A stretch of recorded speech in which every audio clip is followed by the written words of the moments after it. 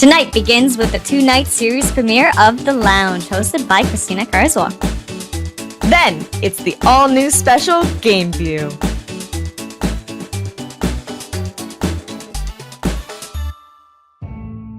The following program may contain mature material some viewers may not find suitable. Viewer discretion is advised.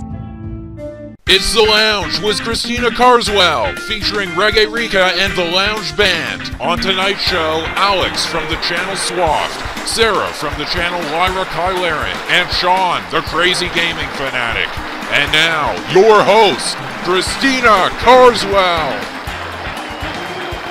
Thank you. Thank you so much. Thank you. Please take your seats. Thank you. Thank you so much. We're going to start the show.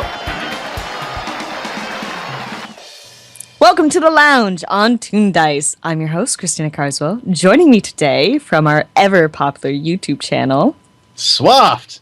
I'm Axel. And from another YouTube channel, Lyra Kylarin. My name is Sarah.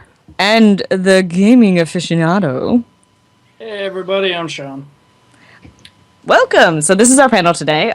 We're going to be talking about several different topics and kind of going off-rail a little bit. So not a very structured show is what we normally have, but hopefully just as fun. So to start off the craziness. Exactly. Speaking of streets, the first thing I want to talk about or bring up is I have a question. What do you think would do more damage, a stick of dynamite or a grenade? I'd say a grenade. Well, Simply hold on. by sheer shrapnel. Depends in the context. Yeah, is it a cluster grenade? Well, see, that's a really good question because obviously there's some that are built to basically eviscerate human beings. Like there'll be like little beads inside and it would... I hear you giggling, Sarah. But like in the context of, let's say, both objects are placed in a single living room with furniture and stuff like that, what do you think would do more damage? Would it be the dynamite or would it be grenade to the surroundings? In a living room, probably in a the living room. dynamite. Well, actually, hang on. See, in the experience of worms, right? Usually ends up being the Video grenade. game knowledge. Yeah, that is true. The holy hand grenade. Yeah. Yeah, that's that's true. an The holy hand grenade. I mean, that's like saying, like, okay, are we talking one stick of dynamite or the cluster bomb from Worms? Okay, Because if we're that's talking fair. a cluster bomb, then why not napalm bombs? And then now we're just on a whole different topic. So if we're talking like a stick of dynamite or a hand grenade, like if it's just a regular hand grenade, then the hand grenade's going to have shrapnel and it's going to cause a lot of damage. But the blast from a stick of TNT is greater than that. It's just the collateral damage that you got to address. Like, but are we talking damage as in a piece of metal shoved into a wall? Because that's all the hand grenade's really going to do if it doesn't destroy your couch, right? Yeah. A stick of TNT in a living room, depending on how big the room is, can probably blow up the walls too. I mean, TNT is used for mining. Yeah. Which has to like blow through rock. It would depend on your target. Because if it's in a room, you'd have to consider, or if you're blowing up people, then you'd probably want a grenade. Because all that shrapnel force would just tear through flesh and bone. And Also, just lighting a eviscerate fuse on a battlefield, probably not the safest thing to do. Yeah. Sitting there But- going click, click, click. But if you have yeah. stick of dynamite, that would probably have more concussive force, so it'd probably do more structural damage. You know, it's just one stick of dynamite, not a bundle. Yeah, No, I know, but just- one stick that of was the dynamite point. is still Dynamite, yeah. fairly... Yeah, it is. It's very potent. But I would like, like I to had point this out- thought today, so I was just Because you wondering what your haven't thoughts were. declared one thing, and this is where I get really picky. Are we talking a one stick of dynamite that is roughly the shape of like a paper towel roll? Or are we talking a stick of dynamite that's like an M80 firework that could probably is like an explosion the size of a minivan? How about like a stick of dynamite that's basically the size of a can of hairspray? Okay, so like a slightly bigger than average. Like- A fat boy. Oh no, like a skinny one. Like it's like the length of like a tall boy of beer. No, that's way too fat. Well, All like the a Red boys. Bull. The Red Bull of Dynamite. Well, if you're talking pound for pound, I would have to go grenade just because it's sheer shrapnel. Yeah. Because like if you yield wise, pound for pound, I think they're about the same. I can actually probably look that up. I don't know. I mean, you got to think about it. Have you ever seen anyone survive landing on top of a stick of TNT? I don't think no. I don't think No. anyone's tried. No. The But people try explosion to is throw too themselves damn on big. Then they throw themselves on grenades. Yeah. And then they survive, yeah. But there's also different types of grenades, whereas like dynamite's meant for one purpose. Well, hold on. Has anyone actually survived landing on a grenade? Come to think of it, we've Oh, only yeah, seen this in no. movies. Yeah, They're- it's portrayed in movies, and I think like there's stories of people throwing themselves on quote unquote explosives, Or but it's never landmines. or a landmine. A landmine can take off a limb, but like Yeah.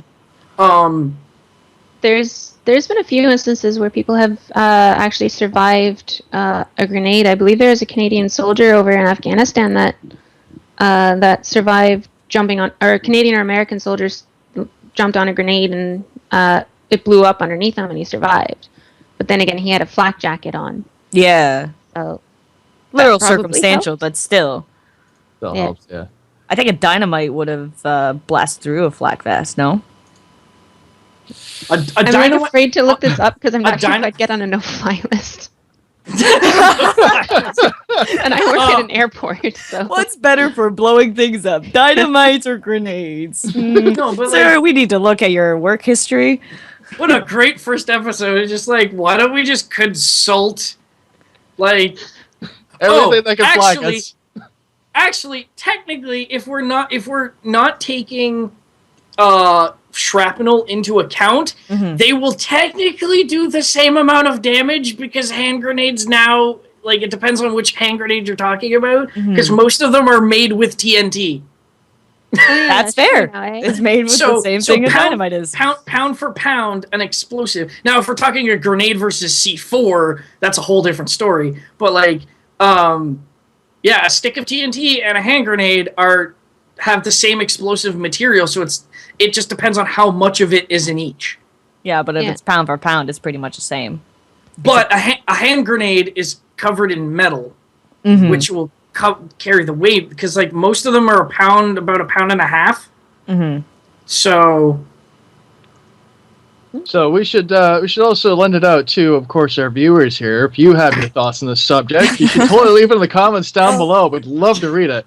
chime in But as if you how much like of an it. idiot I am. Can I also He just doesn't say, know what he's talking about grenades. can I also just say on the mention of C4 there, don't put a block of cheese next to a cell phone in your checked baggage Oh, going through an airport. Oh, That 'Cause- happened. Yeah, there's cheese on a plane. I don't know, Well, but it happens when on a you have, regular like, basis. When you're coming back from France and you have like a really expensive block of like Gruyère's cheese, and you're like, shit, I gotta get this home so I can enjoy it at home, and you put it on the plane, but then you're like, oh, I'm tired of the hassle of taking all my phone out of my pocket at the fucking check-in, and I have to go through the stupid metal detector, so I'm just gonna put it in my luggage. I'm I not want gonna my use it on. phone to smell I like my mentioned this- fromage. I mentioned this because bags get flagged on a regular basis because of this, where they have a piece of cheese and a cell phone next to each other. Or an iPod. Or Yeah. Like, are we talking like a big brick of cheese, or are we talking like little like fucking Lunchables? Like, No, like little a squares. brick of big cheese. diamond ones. You know Yeah. what I mean? That you get at the grocery stores for And like $6. He has a cheese and a Yeah. cell phone in his bag. Get him! Well, no, because it comes Oh, baguette. because the cheese is detected I knew as it. an organic substance, and with the electronic there, it looks bad on an X-ray, and it gets flagged, and it's just like, really? But does it flag on any organic substance? Can I just have like skin trimming? Can I just have a cow's liver? Just It flags on large organic material. So like a jar of peanut butter will flag the system. So they'll have to go in and check it. Because there's actually been people who've smuggled things in through jars of peanut butter. That's Yeah. just a wish to good peanut butter. It is. well, Unfortunately. they ate the peanut butter beforehand, I'm assuming. No. Or Just a if they're unit. smart, which people who try to smuggle things in generally aren't. No. If they were smart, they take the peanut butter out and put it into another jar. Then you have a convenient jar to put things in. Why they didn't just use the first jar, I don't know. Here's a guy who tried a bag that came through. Somebody was trying to smuggle pot, and it was in a protein powder mix.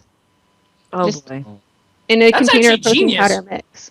That's No, it's not. It got picked up immediately, and they're like, They well, they're brought the just guy doing off it the a bad plane way and because, No, like, in the I can seriously implicate myself and put me on no-fly lists. Because, like, here's how I would do it. Hey, Kevin Smith says that he's a stoner all the damn time. I'm sure you'll be fine. Oh no, yeah, no, I would love to smoke weed with Kevin Smith. That That's would like a be life goal. awesome. That's a life goal of mine. But What was even more stupid about That's it though bad, is that the kids. guy actually had permits for having weed in his, for having pot in his. So bag. why did he hide it if he had like a green card? Like We a- don't know. They spent a half hour questioning the guy. I don't know what the answers was, but Maybe it was a small cry for attention. It's like, Maybe. oh, you finally noticed me. He just wanted to get touched. this is why I don't fly. If I'm going to Britain, if I'm going to Europe, I'm gonna go the old-fashioned way. I'm gonna go by boat. Oh, good luck on that. Enjoy scurvy. oh I'll just eat god. some oranges. I'll be fine. Get that nice orange zest going on there. Oh god. Mm. Oh, it's Sir, do you realize you incredible. reek of citrus? Yes, I know. I've also been on a boat for 3 weeks. Just have like a huge jar of vitamin C. You're just eating it like candy. just come off the boat with like a garbage bag of orange rinds? Oh god, that would be bad. I just throw them overboard. They're orange rinds. You're like, you'd be polluting. No, it's organic material. You want something smelly? You should try visiting the giant mountain of Nesquik bottles at your local dump. Oh please Oh. no. What? Ugh. It's happened. It happened to me. We brought the trailer over to the dump one day, and Yeah. the sun. It was still like early in the day that the sun wasn't up yet. Right? It's like I think it was cloudy or something. Whatever the hell was going on there. Overcast. Yeah, it's overcast. Yeah, technical terms. So we're like chucking stuff off this trailer when I notice the sun is starting to come over the clouds, and there's a visible line, and it's approaching the hill of Nesquik bottles, and there's already a faint smell, and you're like, okay, this is going to be unpleasant. That line is rapidly approaching the mountain. As it gets closer, things get tossed out faster and faster. In fact, I think my dad got nailed in the face at one point with a 2x4. But anyway, So when the You're- sun hit that mountain, Yeah. you needed a gas mask. So the smell was literally thick enough that you could actually see it. No, you can't see it because you're already on the floor gasping. Oh god. Even that's a bad idea. I feel so bad. like death. Oh. Yeah, that would smell like death. I love how we started on the topic of hand grenades versus TNT and immediately went to rotting Nesquik. It's a good start. Good first episode. Oh well, thank you. Thank you. I Biological appreciate it. warfare. We keep It it literally- classy here.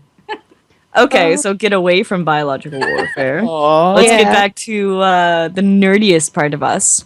Video games. Yes. Video So- games. When was the first time you bought a video game? Not your parents, but you. Oh Oh. god. I know you have to think hard about this and think back to your younger days. Seven. It was You the were 7. release of Halo 3. 7. They gave me the money, but I bought it. Oh, that doesn't count. But No, we'll take it. But No, technically, until you're working, your allowance is just your parents' money. No, that is fair. We'll So- allow allowances. It is earned money. It is earned money. It's so, earned money. what? Hold on. Wait. I think Pokemon. I was 8. No, I was 8. Yeah, I was about 8. Yeah, I think I got Pokemon. Pokemon Red. Oh, for the Game Boy? Yeah. God. Game Boy I Color. came late to the game. Yes, I- you did. I You're got also that. younger than us. Yeah, but like Halo 3 just came out. No, Cortana, I'm not talking to you. Fuck off. Watch your language. But, Swear like, tokens. dollar in the swear jar. Oh god, are we starting a swear jar? We're starting a swear jar. Ah, fuck! That's $1 from you, Sean. Oh, Here, have $1 internet dollar. Woo! Is it a Bitcoin? Please tell me it's a Bitcoin. Bitcoin's like worth like $600. Shh. Doesn't matter. Yeah. It's I a used to coin. have 1 Bitcoin when they were worth like 300, and then I sold it, and then it went to like 1,800, and I was like, "What?" And then the bubble burst. Aw. Yeah. I Okay, didn't so get it Bitcoin. Alex got Ew. Pokemon Red. Sean, you were 8. mine What'd you was- buy? Kirby's Dream Land Oh, Ooh. that's like a classic. for the Game Boy, like the brick. Yeah, That was the first black and system white. I owned. That was the first system I owned. Was like the big gray brick. I I remember still that. have it actually. It's kicking around somewhere. I got And it. Sarah, what was Box. yours? Halo 3, about a year after it's released. Mm. So I was 18 when I first bought my own game, and that was at the same time that I bought my Xbox 360. Ah, Although start with Halo 3. No, that wasn't my first game I played though. That was just the Oh, first game first that game I she bought purchased. myself. Yeah. Ah, that's Like, fair like, enough. yeah. Fair enough. You want to go for first game we got? You know, it's like I have the original Game Boy as well. I got the transparent one. There's Donkey Kong. Donkey Kong. Kong. For me, Yankee Pokemon Can. Blue on the Game Boy Color. First game I ever played was Legend of Zelda. Yeah. Oh, yeah. That was the second one I That was ever the first played. game I ever played. Link to the Past. No. Like No? Before that Legend of Zelda. Like Oh. the original for the NES. one. No, Yeah, shit. mine was Link too. Yeah, see, most people it's mainly because I grew up and our neighbors, like, I grew up in a townhouse, like, the first, like, when I was, like, 5 till we moved when I was, like, around 9. So, for those few years, I didn't actually own anything, except my Game Boy, which my mom bought for me so that I could take it on car trips, so that I was Basically quiet. Shut you up. Exactly. But at the same My time, parents did the exact same thing. she told me, she's like, I didn't need to. I was like, yeah, but I was fine, like, living in my own little video game world because, like, my mom and I live here, but all of my mom's side of the family is in Nova Scotia. So we're away from the rest of the entire rest of the family. So, Yeah. so we would make the 18-hour drives every summer there and back. And for 18 hours, like, she's like, I didn't hear a peep out of you because I was like a 7-year-old kid, like, absolutely engulfed in this Game Boy. And I'm like, this is my entire world. Like, I had Pokemon Red and Blue and Nice. traded with myself. That's how lonely I was. I traded with Oh, dear Lord. myself. But, like, I remember, like, I still have, like, vivid memories of playing, you know, like, Link's Awakening on the Game Boy, Kirby's Dream Land, Wario Land, Oh, I remember yes. that. Yes. which is actually, like, Yeah. I'm a massive Nintendo fan. Like, massive Nintendo fan. I have every single console that Nintendo has ever put out besides the Virtual Boy, because fuck that shit. So, I have all these, like, vivid childhood memories of, like, sitting there playing it, and Wario, to me, I liked Wario way more than Mario at the time, because as a kid, I was like, all right, here's a plumber guy who jumps on some mushrooms and turtles and fights a big turtle that breathes fire. I thought Bowser was a dragon when I was a little kid, so I was like, oh, he's breathes fire and he's a turtle, like a big lizard? Oh, he must be a dragon. Yeah. But Legit. yeah, as a 7-year-old me would think. So I but when I played Wario Land for the first time, I'm like, oh, here's a bigger, fatter Mario? And then you start getting the power-ups with the helmets, and you could, like, the bull helmet, and you could charge, and all this stuff, and it made it more interactive than just jumping. You know, like, to me as a kid, like, Mario was kind of like, eh? Yeah. And yet Wario... So you liked the less athletic version. No, because... like, Wario, and also, like, I've always been a fan, even since I was, like, a little kid, of, like, us being Canadians, like, growing up on, like, Rocky and Bullwinkle as a cartoon, watching as a little kid. I remember I loved Rocky and Bullwinkle. And I always loved Snidely Whiplash. Okay, just, yeah, that's fair. That's so fair. I always love like, and especially when Wario came out, and then later now that Waluigi's out, Waluigi is my favorite Nintendo creation. Waluigi, you know, so like, because he's just like the him and Wario together are like the perfect anti-heroes for the Nintendo universe, because everyone says like, oh, Wario's always out to get Mario, but in any game they haven't really like portrayed Wario as like a super yeah, he's not. He doesn't he's come just across like as he's just evil. like a crafty, like underhanded guy who likes money. So like Mario is the true bad guy. well, yeah.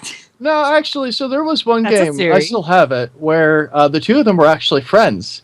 And what happened is Wario got a pair of these like magic shoes or something like that, that made him like powerful, but it corrupted him. So he like turned all the people into things or whatever the heck it was with his magic or whatever. When you get to the end, you beat Wario, the shoes pop off of him, and he comes back to his normal self, and he's actually crying, and it was like, it's a very touching moment. It's like, these guys are just normal dudes. Aww. Yeah. Because There's also, I've noticed that there's also a strange sort of attachment of Wario to snow globes. Because that game had it. There's also the music box, which also had a sense of a snow globe in it as well. I can't remember if there were any others, but I mean, those are the two that I really played a lot, and that was a big theme in the two of them. Yeah, and it was just like, and to me too, because like the Game Boy was my first system, I never really sat down and played like Super Mario Bros. 1, 2, and 3. So as a kid, my first foray into the entire Mario world was through Super Mario Land, Super Mario Land 2, and Super Mario Land 3, which the third one was Wario Land. So, but those games are mechanically the same as like Mario Bros on the NES. However, it was a completely different premise, and it didn't look like it. Like I remember being like 8 or 9, and finally after a couple years of playing the Super Mario Land games for the Game Boy, I actually got I actually like sat down and played the other Mario games for the NES and the SNES, and I was like, this looks completely different. Like, this isn't what's on the Game Boy. And even when they started putting Mario games onto the Game Boy, like in the actual style of Mario, it was really a weird difference, kind of. And like I kind of attributed that to like people who are a younger generation than I am, who are like, oh, I grew up on Ocarina of Time.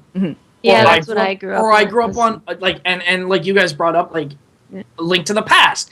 Link to the Past is my favorite one, hands down, bar none, is my favorite one in the entire series, but the first one I played, and the one I remember the most fondly, is actually the very first one. Yeah. I played 2, and I do not remember it fondly. I love Zelda 2. It's good, but it frustrated the hell out of me. And that was the major gripe with a lot of people. Like, they're just like, oh, it strays so far from, like, the original, right? Because, like, okay, original, you're top down, you explore, you know, you go into dungeons. And then, like, at the time, people couldn't grasp the concept of, oh, okay, so now you gotta fight a monster, so we're gonna transition you into, like, this little arena-style, like, side-scrolling thing. Weird. See, it was weird, but it was genius. No, it was well played by them. was Like, I really actually well like done. that part. And a lot of people, but it made the game harder because Zelda 1 was basically just wander around and swish your sword around to kill shit, right? So it was a pretty basic concept Press to grasp. A to win. Yeah, like just run around, swing sword, occasionally shoot a bow and arrow, or occasionally throw a bomb, whatever. Yeah. We get it. Zelda 2 was like, here, now you have to traverse this entire world that we've created, but we've also added a combat system. And combat systems back then were not heard of. Like, The thing- even like, Sorry, the thing though about the Legend of Zelda 2 is when you're on the pass and you get into an encounter, it triggers an encounter, but it's an empty encounter because you're on the path. yeah, That frustrated the balls out of me because I'd be like, "God, this is just a complete waste of time now because now I just have to traverse this empty space and get back into the main map." But nobody came. Right. Or stupid Oh. villagers. Oh Yeah. my god. And the counterpoint to that is the exact reason why I'm not a big fan of JRPGs. Because that's I fair. hate random encounters. In Zelda 2, you can see tons which of 3 them. enemies spawn near you, and you can move and traverse and dodge them, right? Yeah. So you can actually not encounter them. I remember getting my hands on a PlayStation and sitting down. I borrowed it from a friend who just bought it, and I remember playing Final Fantasy VII Yeah. and getting absolutely frustrated with going like, why am I running into like these random shit? Like, oh, okay, cool. So I fought an enemy. I'm going to take 3 steps and I fought another enemy. It's just like, Yeah. okay, like people say like, oh, the game is like amazing with like 60 hours. And for the time it was amazing. It's like Final Fantasy VII was mostly filler.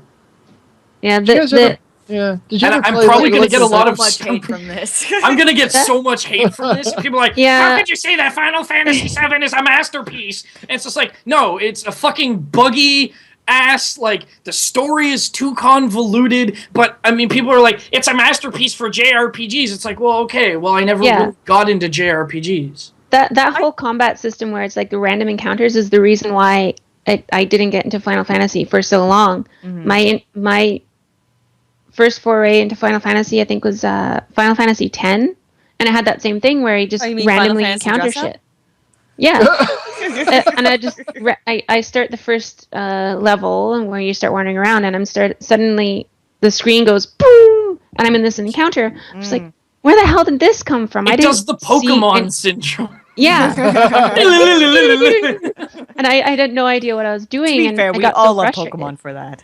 Yeah, see, and I say this, and I sound like a big hypocrite because Pokemon is majorly, you know, you're wandering around back and forth. I remember the hours spent as a kid walking back and forth, because I wanted a goddamn Pikachu. Because you're Like- literally was- looking for a random encounter. But that, Yeah, that's the the thing. thing- You're yeah. actively choosing. You're choosing. Yeah. If you don't And you want know to, where you to walk go the to. path. And Yeah. my problem with JRPGs is like I love story-driven games. Right now I'm playing through The Witness, and The Witness is like it's a puzzle game, but it's very story-driven.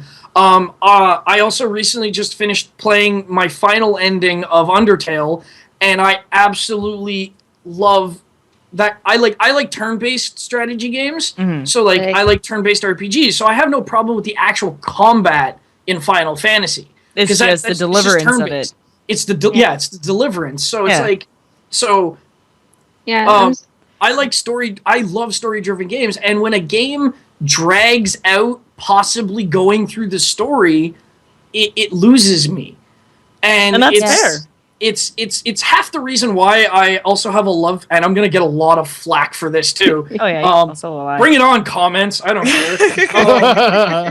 Don't anger the internet, I swear. Come at me, Scrub Lord. I'm ripped. The way I'm going to be ending all of my videos on my channel are lovers and haters. Put your comments in the video because you're not going to get away from haters, so just embrace Yeah, them. but Yeah. I Well, that's embrace fair. it. I love conflict, but like. But here's the thing, like, not every game is made for you. Like, you're I gonna know. have Yeah. genres that you don't like, and you're gonna have genres that you absolutely love. So, like, the fact that you it's when you go against the grain and people like, and I am one of those people where I view video games as a form of art. you Yeah. gotta ruffle some feathers. That's just a It's- given. And as much as people want to, like, video Experiment with games. different things. Well, like people try and compare video games to music, right? And there are I don't some. think you can. No, does you that? can. You can. As someone who dives into forums and shit, I Well, hear good this a lot. sir, educate me on this So- subject. Tell me games, more. Video games are their own medium for a reason, Yeah. and they're their own art for a reason, and it's their inclusion of every other media form that makes them their own kind of anomaly. Where, you know, like I can sit down, I can grab an album, I can grab, you know, an album that's regarded as one of the greatest albums recorded of all time. I can, you know, pick an album that says, this is the greatest thing this band has ever done. You know, there are discussions that people have about where bands are, you know, like, oh, Led Zeppelin is the greatest rock band in the world, and then people are like, no, Pink Floyd is, and it's just, you can always have a discussion about music, like, objectively, and you can do that with video games, because you can say, like, oh, I like this game, and someone goes, well, I like this game, and I think this game is better than that game. It's just like, well, arguably, for the sake of an argument, yes, you can say that one game is in fact better than another. I mean, that's why everyone trusts game ratings and stuff like that, or like game reviewers and stuff, or like Rotten Tomatoes with movies. Exactly, Yeah. and like and it takes influence from music, where I find people dive into an album more personally, and there are people who dive into certain games like hardcore. Like there are certain game series and there are certain video games out there that that people have diehard fan bases for. And if you ask them, like, well, have you played this game that just came out? And they're like, nah. They're like, I'm just really into Final Fantasy. And it's like, okay, cool, I get that. It's much like people who are like diehard Pink Floyd fans. And then when you ask them, like, well, have you heard this band? And they're like, no, I'm not into that, so they don't listen to it. So I know you really like peanut butter, but have you tried jam? Be like, nah, I'm not a jam person. Have you ever tried it? No. yeah. So How it's would just you like, know? So That's like, kind of me with Final Fantasy 14 right now, admittedly. I Yeah. What feel, I if you mix feel the that, peanut butter with the jam?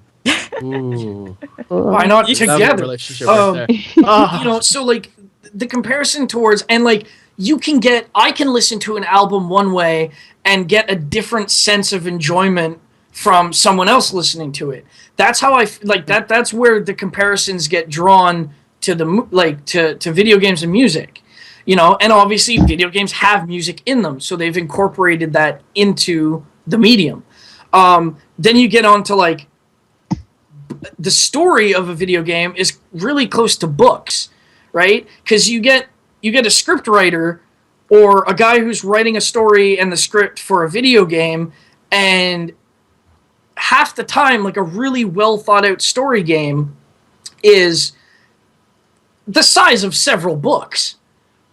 So it's and people always say, like, oh, the story in X game is absolute garbage. Much like people would say, like, oh, the story in this book is absolute garbage. The other way to look at it too is that aside from just direct story writing, it may be that the people creating the game are also trying to express something. They're trying to teach everyone about something, but through their story, which often ends up where you have a story that makes absolutely no sense, like Lost in Translation, which is not a video game, but You're literally lost in translation. yeah. Then you also have games. Then you also have games like Mass Effect, which play on that whole thing You of build your own story. yeah, you build your own story where everyone will have there's still that overarching story, but everyone's individual experiences and what they choose to do within that story is different, and they'll play it all a little bit differently, and they have a little bit different experiences. Like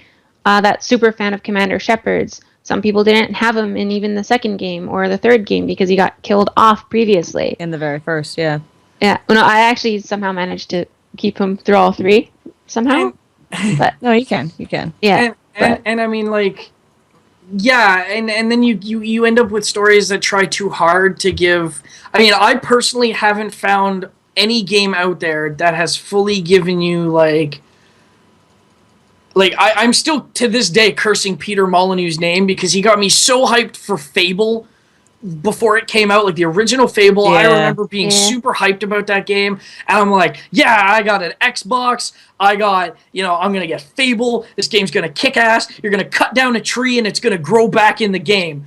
And it's just like, and he's like, oh, and if it's gonna have day-night cycles, and it's gonna have, all these story things where, like, if you interact with an NPC a certain way, they're gonna remember it, and all that stuff. And it's just like, none of that was delivered, and I was like, it kind of sucks. But I've always held on to that feeling where I'm like, I want a game to truly, like, here's the story, but here is 18 million different endings. And they can be slightly different endings. I mean, that's what kind of pissed me off about the Mass Effect series. yeah. I was a really big fan of the first one. I really liked the first one. I kind of fell off They after. hyped up the ending so much. They Because, promised like, They promised this huge scope ending of like multiple huge different endings. And it was kind of cut short. I mean, like, BioWare games just generally tend to do that. They have a really good middle arc of their story that keeps you hooked, and then by the end they just kind of ran out of steam, and they're like, we got to end it so that we can fit it in the dev cycle. Yeah. And it's irritating, and they get too over their heads with their ideas, and they don't they don't plan it out properly to get it. Another culprit of that in recent years is Bethesda.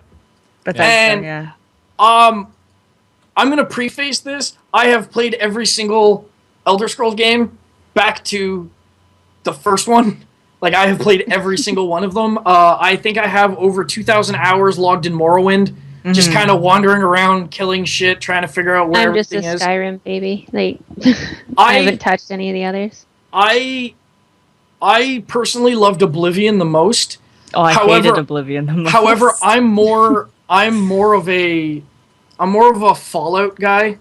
That's fair. That's your because genre, I like the right? setting. I like the setting. I like post-apocalyptic nuclear settings where it's just like, everything has gone to shit. Have fun, and it's just like, okay, like I think I've put in 17 straight days in Fallout 4 of just pure playtime.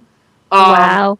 And that being said, I still haven't even touched the main storyline. Yeah, that's completely doable. I did that for like my first day of playing. Yeah, I did that with Skyrim. That's your first day. Yeah. I still haven't beat the main story of Skyrim. And like, what are you doing with your life? The main story of Skyrim isn't even as interesting by comparison. That's why that happens. Yeah. Because there's so much to do. Well, it's like in Fallout 4. I was really super hyped about Fallout 4, and I really wish they just didn't push it out as fast as they did, and they kind of fixed a lot of the ignoring the bugs because it's a Bethesda game. It's just gonna be I thought it'd be a little bit more polished than it was, basically for the price point. Exactly, like, $50 for a game, and it still had glitches. Like, things were choppy. Things didn't mesh right with the characters. Like, I was able to see through some characters if they moved properly. And there's plenty of videos on YouTube of people playing the game and faces melting and that weird skeleton glitch. Or those are actually bugs. That might just be the artist trying to get through to you. Maybe he wants us to see through the game. Yeah. But there was one video I saw basically titled the Iron Man roach. Basically, the roach got inside a trash can and you couldn't kill it because you couldn't destroy the trash can, but it could hit you. Oh, so the dude died fighting the shit. Yeah, I've had many times, and I had a few times on my stream playing Fallout where stuff happens. I've gone through doors and I've just loaded into void. Oh, I've walked into a building and it just loaded and I just fell out of the map because and people were like, "Oh, you're playing probably on a corrupted hard drive or something like that." It's like, no, I had it on a solid state. Game. It's a Bethesda game.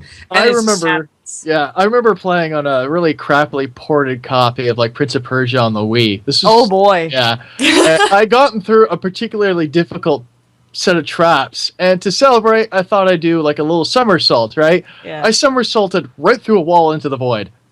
Had to do all the traps again. At that very moment, Wiimote was in the wall. You think out of everything that Q&A has to test, you'd think wall physics would be their priority. It's but there's so much Make that can sure go they're wrong, solid. Though. There was a glitch one of my friends and my sister encountered just a few months back with GTA Online, where if you stuck a sticky grenade, if you stuck a sticky bomb on someone and they went into their apartment and they entered the elevator and you detonated it while they were in their elevator going down to their garage, anytime they would go back through their elevator, they would just insta-die because the game, for whatever reason, glitched in a way that it would register that there was an explosion there. So your elevator from your apartment to your garage became insta-death for you, and you couldn't access your garage from your apartment anymore. Wow. They patched that. It's gone? Okay. They patched that. They got patched on that, it, but seems. look how long it's been out, and that issue was only discovered like a few months back. Something like that, though, is like an extreme fringe case. Yeah. Where it's just like, that's just like, because QA, as someone who wanted to be a QA tester, like I really looked into it, and I've always had this eye for video games where like I look at it, and especially on my stream, when I start getting going again, you'll notice that if a game has 1 million bugs in it, I'm going to find about 500,000 of them just simply doing my own thing in the game. And the other 5,000, I'm like, what happens if I do this and I break the game? So, and sometimes it's hilarious. Yeah, and sometimes it is hilarious, but I mean, it's the QA testers have to basically, they're given a laundry list of things to test, and they might not think of a fringe case like that. But dialing that back to Bethesda, where you can just walk through walls, it's just like, who didn't hitboxes? There's actually an issue in Skyrim. I took too many naps. There's an issue in Skyrim that I discovered a few weeks ago. I hopped in the game really quick just to see, and there's near Morthal, the mesh doesn't. There's a mountain that, and the mesh doesn't line up quite properly, so it's like duplicated on top of itself. So there's this thin layer of rock that's not actually there but is there, and only when you see it at a right angle. And how many years has the game been out, and there's still bugs and issues. You know what? They probably looked at that and be like, everything. no one's gonna notice. And then when they fix it, the scenery. Well, I noticed, but yeah. I'm also really big into the speedrunning community, and that is our forte. Is we will find the glitches to get you through faster, yeah, because we don't cheat. We're not using cheat codes. We're not actually breaking the game. We do everything inside the game. I mean, if you funny enough, you bring up Skyrim. I think the world record is like 48 minutes. It's just so there is a major glitch which I don't think has been patched out. It might have been, but most of the world records are done on like older patches, obviously, because they need those bugs. Yeah. So, what it is in Skyrim, if you hold a round object between you and the wall, the game can't figure, because it's something to do with round objects calculating the physics on the surface, and it just pushes the item through the wall. But if you're holding the item, it counts you and the item as one object. So it just just go through the wall. So like I was watching a guy go for the world record, and he's just like, he just picks up a pot, holds it, rubs it against the wall, and like teleports through the wall. And I'm sitting there going like, that's genius. You just have like all these lights flying past you, like you're just flying through time, going to the monolith. It's not even that. It's like an instant, just like you just appear on the other side of the wall, and sometimes there's nothing rendered there because you're not supposed to be there. So they just walk around shit. And like the first part of the game, like in Skyrim, where like where the dragons are attacking, you know, like after you go through the character creator and shit like that, that part is literally just like 4 jumps, and you glitch yourself through a wall, and then you're already done the first chapter. And like half of the stuff is just cheesing yourself through mountains and walls to get places faster. And basically jumping long distances. It's a highly entertaining run to watch. Because like a lot of speedrunning is like, you know, is actual like skill, where if you watch like people do Mario speedruns, it's just super, super technical because it's down to the frames. Yeah, they time to get exactly right. A lot of 3D games nowadays, because the games run at such high frames a second, and you know you have to worry about polygon hitboxes instead of, you know, pixel hitboxes. It's a lot more entertaining to watch someone just glitch through half of Half-Life. And it's really entertaining to watch. That's fair. But then it makes you think, you're like, all right, well, this game has a bajillion bugs in it. Why is it worth $60? Yeah. You know, and if you spend $60, you'd expect to get a complete game. But a lot of people, and actually, the guys at Funhouse, one of their guys on staff has a rule that he goes by $1 1 hour. Because his measurement is, well, the most important thing to me is my time, so therefore the time that I spend playing the game makes it worth it. Obviously, this is a flawed way of thinking, but it's it's in the right direction in how I think of games, because a game like Fallout 4, which here in Canada cost $79 Yeah. when it came out, Plus so it's tax. $80 game. It was 69 plus tax, so it was like 78 something, whatever.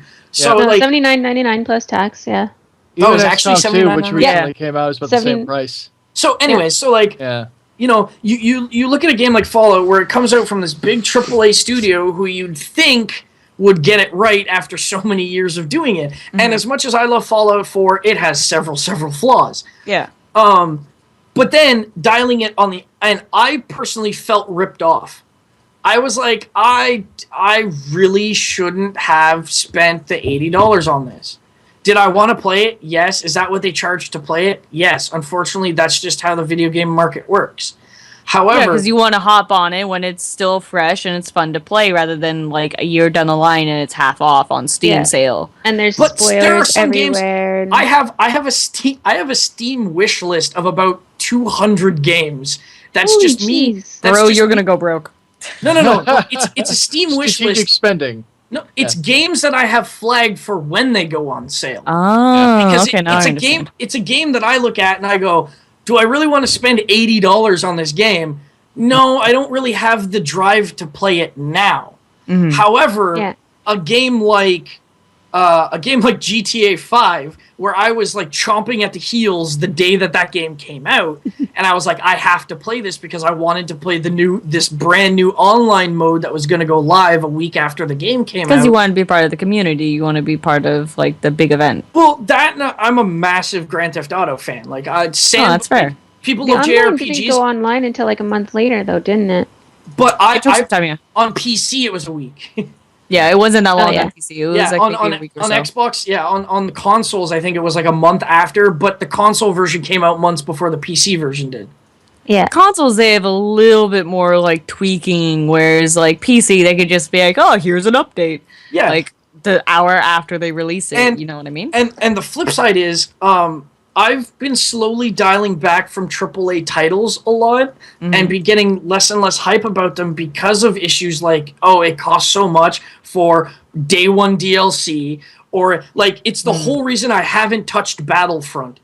As much as I am a Star Wars fan, and as much as I love the previous Battlefront Yeah. games, I look at it, I go, wait, so in Canada, you have to buy the base game and the season pass to get all the DLC and maps, which should have been in the game in the first place.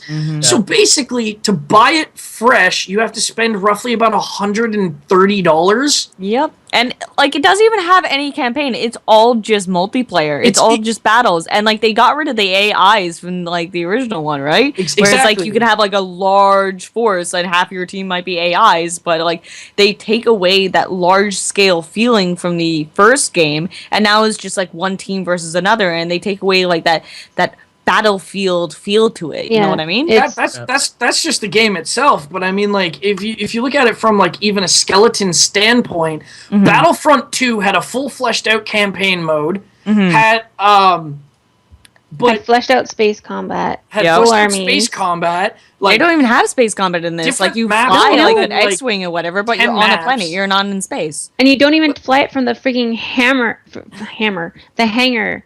No, you don't. You're just in it. You collect some little token from the thing, and then you spawn already up in the air. Yeah, you That was collect a when I- token from the map.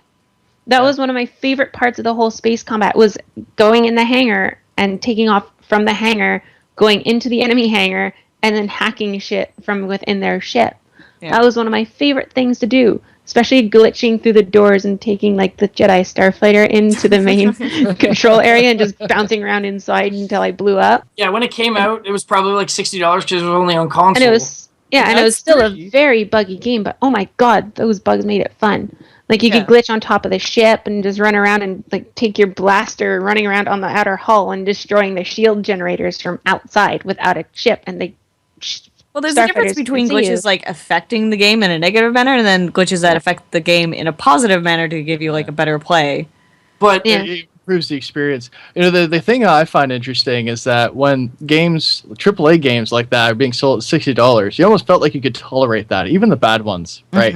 Whereas nowadays, with games coming out at $80 from 80, day 90, one, 100. yeah, it's like there's somehow it's just crossed this imaginary threshold in our minds where it's just like, no, I'm not going to deal with this. It's like, Maybe well, it's that's because a of all the car other crap payment that's going this month. yeah, it's groceries. And that's the thing is that like and a lot of I guess a lot of gamers are kind of our age range where it's like we're starting to live life now. Like I got rent payments, I got bills, I got other stuff that eats my money. So my you money got a is life more, to live.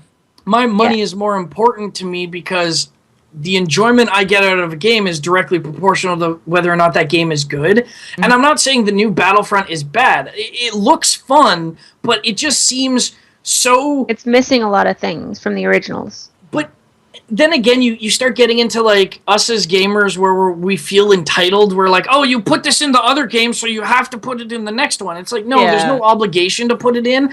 But when you have a game like Battlefront 2, where it's just like you have your full single player, you have your fleshed out space combat, you have like all that stuff. Like, yeah, you can fly around in TIE fighters and X-Wings in the new one, but you're stuck to that, it's only on those maps. I have friends who are absolutely in love with Battlefront right now, and I just can't get into it because I can't justify spending it. But to me, where the big issue lies is a lot of day one DLC or planned DLC from the get-go. Yeah, purchase DLC from the where get-go, it's like here, we made this game. You'll give us $70. Okay, that sounds fine. Oh, by the way, here's all the stuff that we were actually working on at the same time. I'm not talking about DLC versus like DLC period. Here's a map. Give us $10. Yeah. No, I'm not talking about DLC period. I don't mind DLC when it adds little things to the game, but I'm against day one DLC where they're like, okay, you bought this game on launch. We put it on the disc. We shipped it to you. Okay, cool. The same day you can buy, this other character that you thought was going to be in the game that has their own complete storyline, that has all their own moves, is a completely unique experience to the game, you got to pay an extra $20 for. And it's just like, that. Just put it on the disc, and I'll have more fun with my $70 purchase than having to spend $90 and regretting it. Yeah. Exactly. Well, it's like there's no issue. I agree with you. There's no problem with like DLC in general, but having to pay for it is that kicker there. Like, I'm going to talk about Final Fantasy 14 here, but what Final Fantasy 14 does is every 3 months there's like a major patch update. You don't pay for the update, and it adds a whole bunch of new quests, adds a whole bunch of new storylines, and it's essentially a free DLC thing. And they're doing that purposely to give them more time to develop that, but it's also to give the game longer longevity. Yeah. But they know that that's the thing, so they don't charge for any of that unless it's like a full, complete new expansion, like when they released Heaven's Ward. But and isn't then they charged, Final Fantasy 14 a subscription base? Yes, it's subscription. It's freemium. It's freemium. You can play it. I think. Can't you play it free to play anymore? No, they got rid of that. No, the only time you used to be able to free to play it was back in 1.0, back when it was the horrible version. Yeah, I haven't touched the game, so like I don't know much about it. What happened with Final Fantasy 14 is it did when it first released in 1.0, it was very mediocre. They tried to replicate Final Fantasy 11, but with a little bit more differences. But they ended up creating an engine that was too powerful for your computer to run, and to solve that, in order to solve the rendering issues, they limited how many players you could see on screen to 20. Yeah, I remember that. Yeah, the engine was too powerful. The combat was too slow. The game was too glitchy. The story was not well paced. Apparently, there was a whole bunch of issues with it, and so Naoki Yoshida took it over, and then that's when they went freemium. He just said, okay, we messed up. We're going to go freemium with this, and it's going to be free to play. But that's because they took over from like Final Fantasy 11. Yeah. So like they already had tons of issues with the original game, and they ported it over, tried to get into a new system, update the graphics, and they found out the graphics just people just couldn't hold up to it, right? So and then they tried to like fix and tweak it, and it just took a long time. Then they re-released it as 2.0, and then they went back to when they re-released it as 2.0. That's when they went back to the subscription base. Mm-hmm. But the thing is, 2.0 is not an expansion. It's actually they restarted the game. Like they did a World of Warcraft cataclysm and destroyed the world and rebuilt it. And 1.0 is still canon, but yeah, it did go free to play, but it's no longer free to play in the new release of the game. Well, that's fair. That's another interesting realm there, which is free to play. Mm-hmm. It's like there's but you can buy stuff. Yeah, well, that's what I was gonna say. There's a lot of like sour taste from that, but at the same time, I don't know. I've seen some games that do well. Like I always feel a little bit unsure about starting to play a free to play game because I'm half expecting to get like a ton of ads shoved down my throat or be choked the shit out until I buy like things to actually play the game. Buy gems. You can buy this with gems. Yeah. Then there are some games that actually do quite nice, and what they do is they just kind of focus on aesthetics. It's like, no, you can play the game and you can do whatever you want. You know, if you want to support us, though, we'll give you a reward for that. Mm-hmm. League of Legends. Yeah, Yes. League of Legends League of with Legends. skins. Same thing with Heroes does the same thing. I'm perfectly fine for any cosmetic DLC where it's just like, hey, we released some new skins to make everything look fancy, or like we thought it was funny to put him in a Darth Vader costume. Yeah. So it's like, all right, that's interesting. I'll pay $1 or $2 or however random arbitrary amount you want me to pay for it because I want to run around as Darth Vader. So it's just like that. I have no issue with. No, actually, I'm not done yet, though. Okay, go ahead. No. I'm just saying, like, I. No, that's all right. Yeah, no. Sean, you've had your time. Let Alex.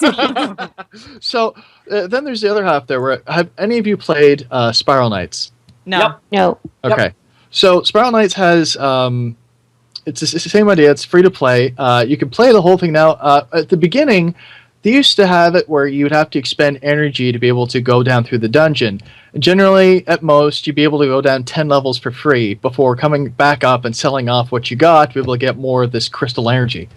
Crystal meth. Anyway, but the thing that got to me, so at one point, they made a big change. Like, I think the company either changed hands. I think they got taken by Three Rings, whatever it was. At some point, they made a big change, and they made the elevators free. They rehauled the whole economic system, tried to get rid of the obvious impact of the premium currency by like hiding it behind things like alchemy orbs and that sort of stuff to try and like spread out the gameplay.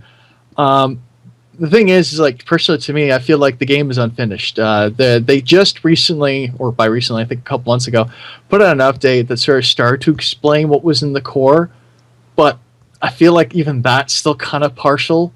It's just like lately all it's ever been is just these little updates of cosmetic stuff to try and say, hey, if you spend like $100 this month, we'll give you this donation item. And that's the scary part to me with free to play games. It's like where they're at a state where they're not exactly finished or they're just not complete, and they just kind of to be able to survive end up just churning out cosmetic stuff to like grab money out of you.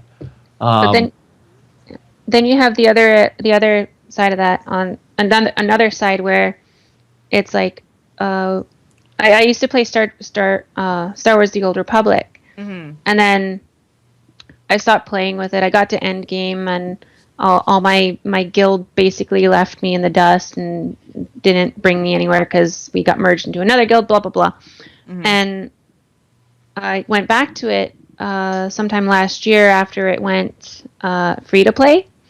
And as soon as I got in the game, I was just bombarded by all this shit. Oh, buy this armor. And it's not just aesthetic armor.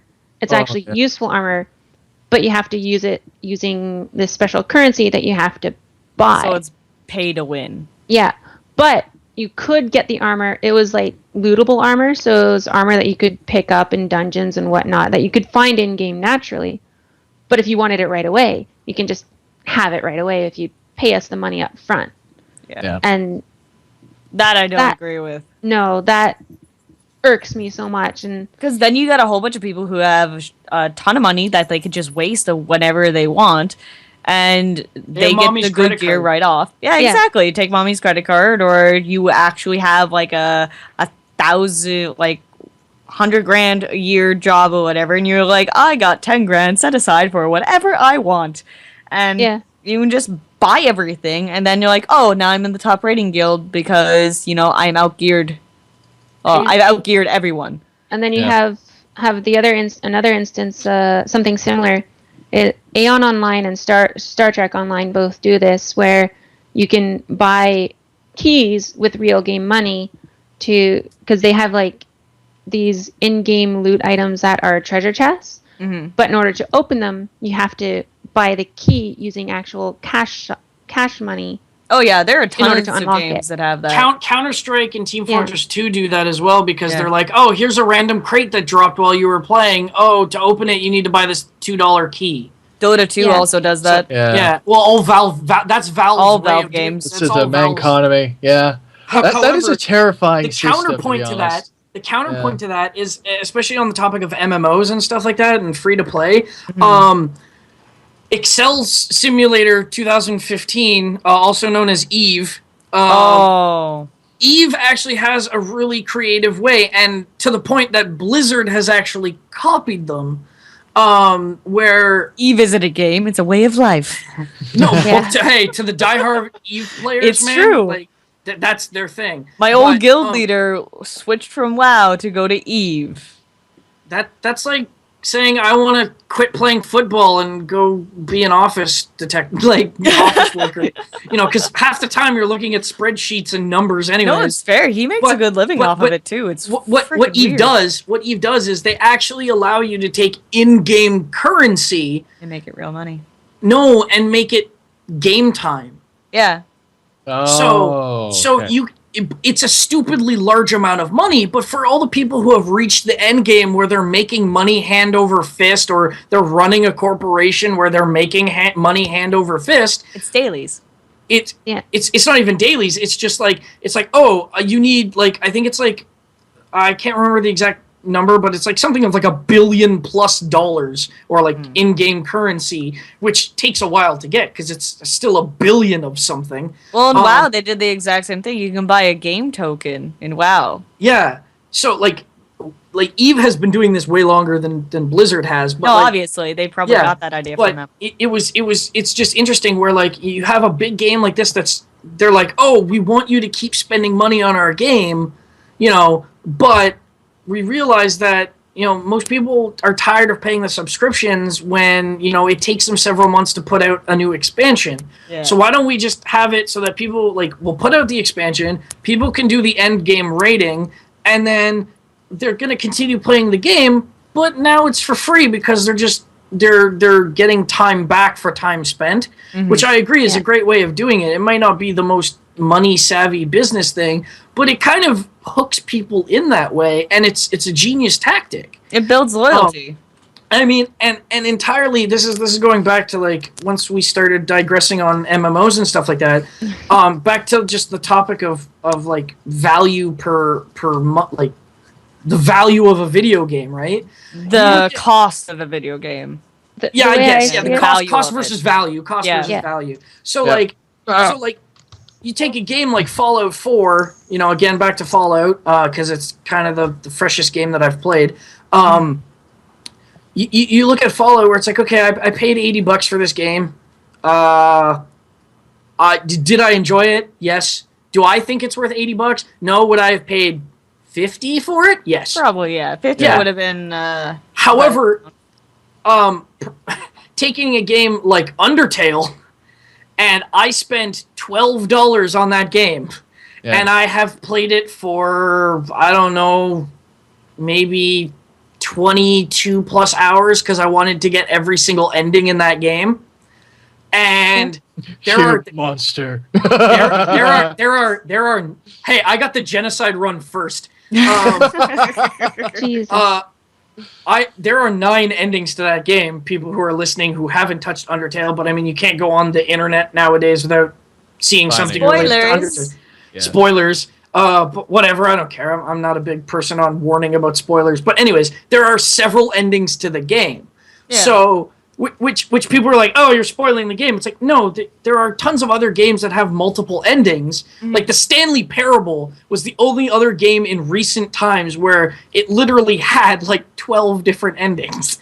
There's also achievement for going back after about a year. 5 years. Open the game. 5 years. 5 years. Yeah. I have a. Do you have it marked on your calendar? I have it marked on my calendar. But you're legitimately doing it? I'm legitimately doing it. I have not played the game since it came out. Can I be a voiceover on that one? That would be fun. I've never ever played that game, so that'd be interesting. I'd be down for playing it again. There are a couple other achievements I haven't gotten for that game, but I'm not an achievement completionist. No. So I play the game, I have the intrinsic value. I mean, that's a whole nother topic, talking about achievements and people wanting to be trophy whores, but that's just another time. But like looking at Undertale, and like I spent $12 on that game. Yeah. I've spent over 20 hours playing it. And if you think about that, like, let's say you want to judge your time. Like, I judge my time as, like, either I can go play a game or I can go see a movie. So a movie, like, now is, like, what, $16 for about 2 hours? Like, 2.5 hours? Yeah, 2-ish hours.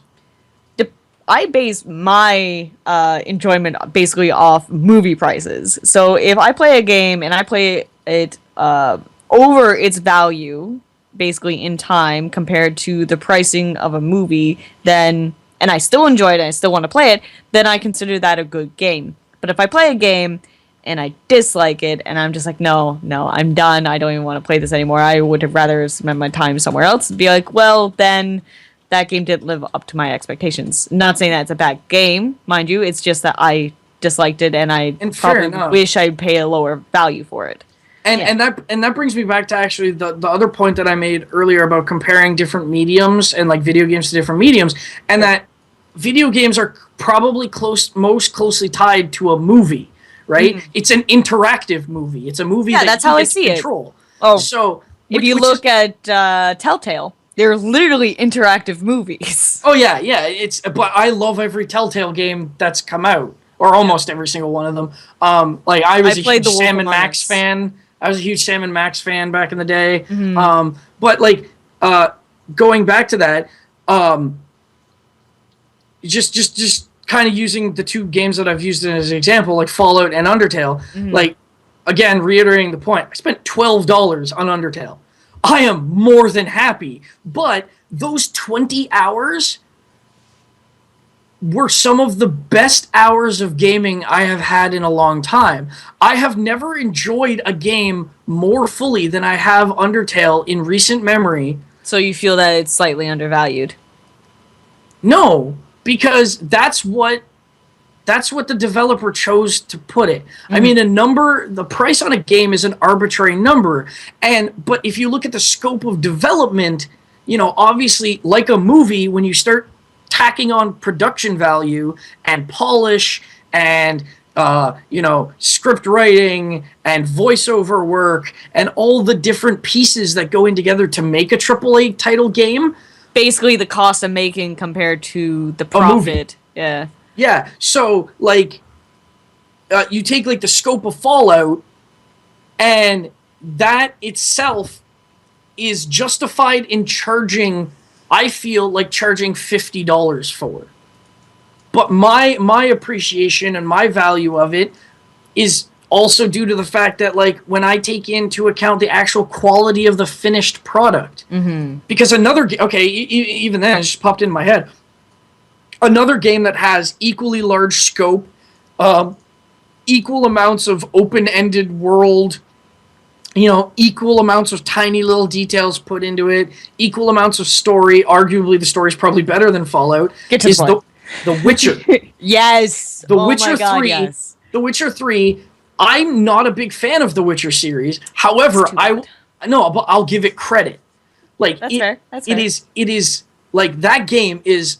It shows how much an up-and-coming AAA developer can really put into a game. Mm-hmm. I mean, as far as I know, it doesn't have too many bugs on the PC version. I'm going a lot about the PC versions because those are the versions of the games I know the best. I've been playing The Witcher 3 now. I'm only I like haven't 20 touched the hours console. into it, but so far I haven't seen any glitches. People had performance issues and stuff like that because it's a really polished game, which means you have to have a machine that can play it. Otherwise, Exactly. Go on low. But then again, that as a PC gamer, I really wish companies would try and take that into account. Because then you end up with like, oh, okay, so I can go out spend $450 on an Xbox One. Mm-hmm. I can then pick up a $70 copy of like The Witcher. Yeah. Right. I see where you're going with this. Yeah. The Witcher's out on console, right? I think I'm a PC Master Race person lately, so like I've been out of touch with the newest same generation. here. So, That's- anyways, so you go out, or even better yet, whatever, Fallout 4. You know, you Either go out- or is intensely on the graphics card. exactly. So go out, spend $450 on an Xbox One, and then $70 on your game. Mhm. Okay, thank you, AAA title, for making the game. I'm going, and then I have to. So I have now spent roughly about $550 after tax. A computer to run the same game. Yes, I can build a budget gaming computer for roughly the same amount, but if I want the purest visuals that the game can offer, no matter how great that is, I just want to run the game on the highest graphics, I'm going to need to spend like $1,000 roughly plus. No, $2,000 minimum. Okay, anyways, I'm build going to a have to good spend tower. a Case retardedly in large point, amount. the computer that I'm getting, $6,000. Yeah, you need to recalculate So- that. So That's I look at for PC games. other I look at things. PC games, and if they come out with more bugs than the console versions because they were developed on consoles and the port is shitty, I'm looking at you, Batman Arkham Knight.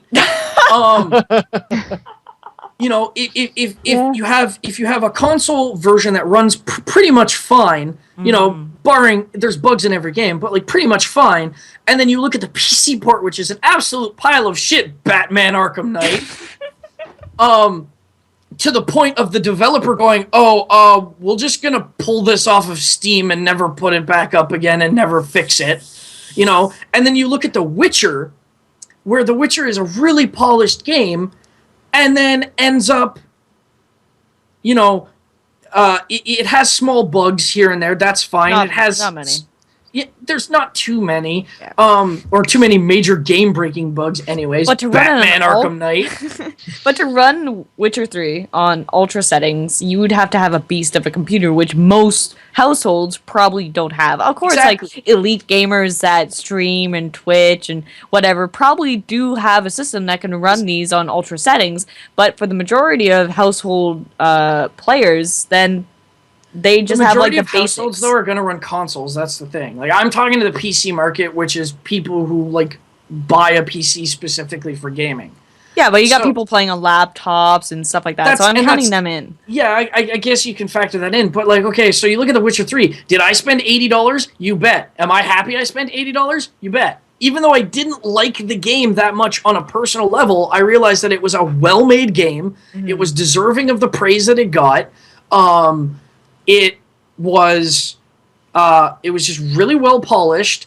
And then, you know, I look at Batman Arkham Knight, which I spent $60 on and was a buggy piece of shit because it was a bad port.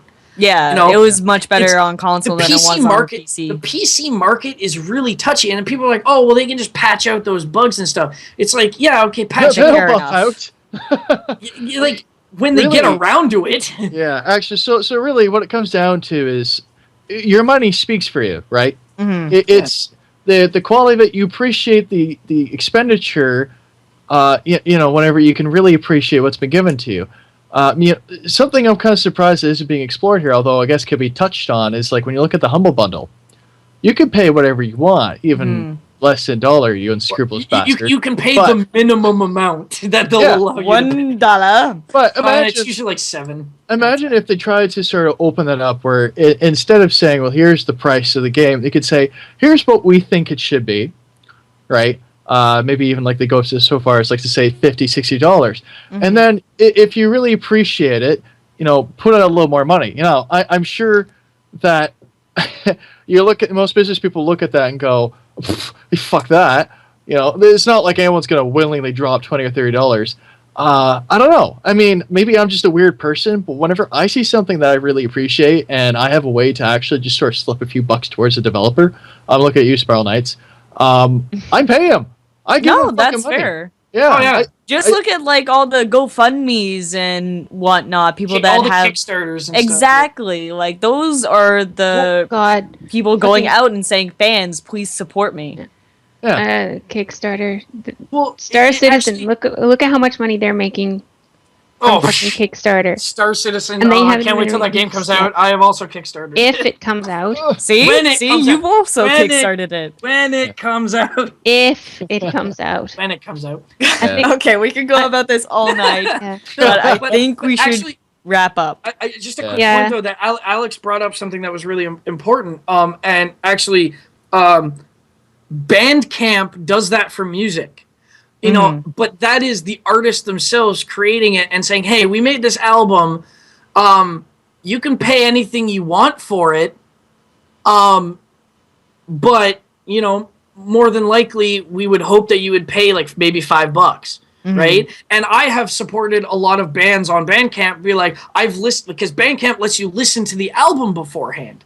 Yeah, Right? it gives you a taste. Video games, yeah, we can get demos, but demos often or not are like drastically different from their finished product. Yeah. They give you Oh, a I general can idea attest of to this. how the game is. So like Bandcamp lets you listen to the album and say, you know what, I'm gonna chip in $5. You know, like I have looked at bands where I've gone on Bandcamp and I've looked at them and I'm like, you know what, I don't like this track. Okay, I like this track. I like the rest of the album. There's only one bad track that I'll probably never listen to again, but I like the rest of the album. I'll chip them $5. You know, if it's a band where it's just like, oh, this is interesting. I like your music, but I really wouldn't listen to it that often. Like if it came on in a shuffle or something, I wouldn't mind. Yeah. So like I It's might pretty much the same I as might going just to an open download mic the album night. for free and not Yeah. pay them anything. Like when we went to go see Jay's band, it's pretty much the same thing. We gave $5 to listen to their songs. So like doing it online is pretty much the same difference. Yeah, pretty much. But I mean, well, you not can't really, do that because with online video you can't buy beer. That's fair. But you can have it stocked in your household. Oh, that's true. Yeah. You know, actually, before we run off too far here, the other thing I wanted to bring up was cooperative games and pricing. It's just something that just really bothers me. So when I come across a game that costs about $60 for your copy, okay, go and buy a board game for $60, and you'll be fine with that, or even $80, depending, right? The thing is that you can have any number of people surrounding that board game. You can take that board game, share it with a bunch of other people. A video game, for some reason, I spend $60, $80 on a cooperative game. I want to get my friends involved in this, and, well, they're probably not making enough, or they probably don't even want to, you know, spend the money for a game like that at the moment. But I really want to play with them. Another fucking $60 or $80 out of my wallet so they can have a copy. That's only for brand titles, though. There have been some games on Steam where it's like, oh, this is a 4-pack for you to play with your friends for this amount. The counterpoint to that is that there's the Xbox Live and PlayStation Network and now the Nintendo Network, and online gaming has caused the death of co-op. Yeah. Because, like, I miss the days where I can buy an $80 game and be like, hey, I have a friend over, we can sit down and play it.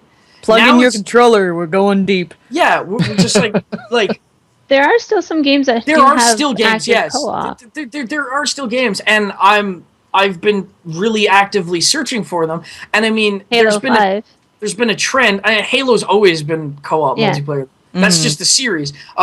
You know, you take a look at like when they came out, like brand new series like Borderlands, like where you could have local co-op or online co-op. So like, or even have local and online where me and a friend are playing at split screen and Yeah. we're online. Yeah. So like, Yeah. there seems to be a lack of these games because everything's transitioned into, well, I'm going to play at my house online with my friends, you know, so they have to have a copy of the game. And a lot of companies are neglecting local co-op, but I'm a really strong proponent of like, I miss that. I miss having, like, I remember the absolute times playing GoldenEye. Halo, GoldenEye, Perfect GoldenEye. Dark. Metal I love arms. that. The multiplayer to Conker's Bad Fur Day, Halo 2, like oh my god, like yeah, Halo 2 was the birth of Xbox Live, but when I was a teenager, when Halo came out, I was at a friend's house and he had like 4 brothers. So they had a big family. So we would go over and we would just pass the controllers around and play like a death match till, 20. And then, all right, cool, who was last place? All right, you get to lose the controller because you were in last, right? So Yeah, but that's not just, it's just a sign of the times. Like, there has to be some sort of demand but for the them times to are continue shifting doing again, it. though.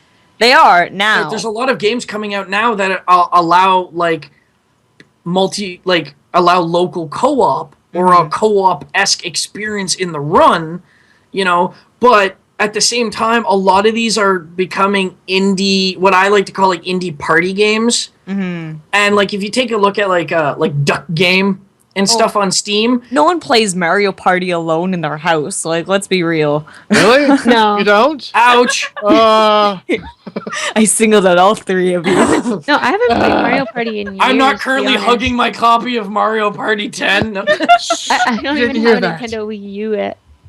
I haven't gotten into it But yet. like it's a weird sign of and then like it's the video game industry has shifted so much drastically too over the past several years, like especially like 2006 onward has really exploded for different reasons, like DRM, which we can get into another episode and stuff like that, where it's like it's like the times are a changing, but it's weird how we've come full circle where like we're Actually, I think that's a good spot to stop at there. That's a Yeah. good comment. Yeah, we that is. come It's like full we've just circle. come I'll full get circle.